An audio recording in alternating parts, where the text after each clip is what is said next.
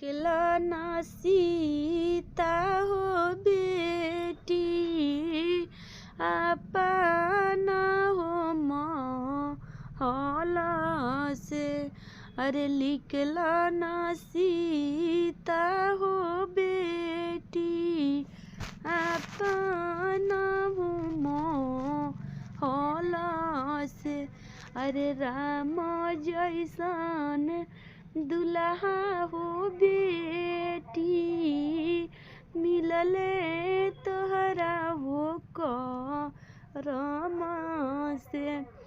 अरे राम जैसन दुल्हा हो बेटी मिलले तोहरा हो करम से। अरे पापा के खोजल का हो दुल्हा मम्मी के हो पसंद के।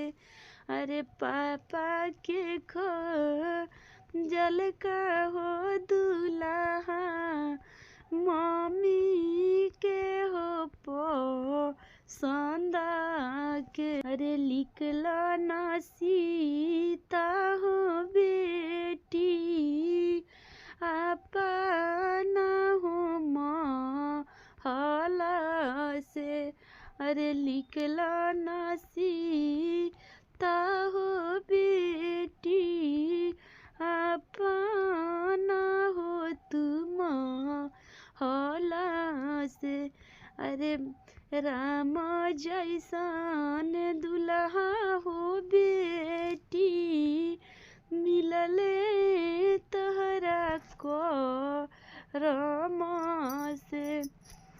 अरे राम जैसन दुल्हा हो बेटी मिलले तोहरा हो करम से।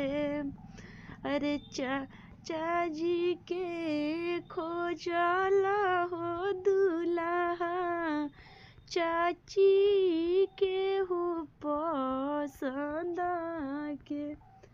अरे चाचा जी के खोजला हो दुल्हा चाची के हो पसंद के।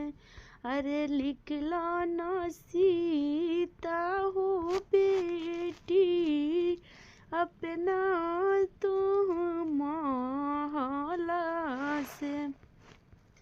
अरे राम जैसन दुल्हा हो बेटी मिलले तोहरा करम से। अरे राम जैसन दुल्हा हो बेटी मिलले तोहरा करम से। अरे भैया के खोजला हो दुल्हा भाभी के हो पसंद के।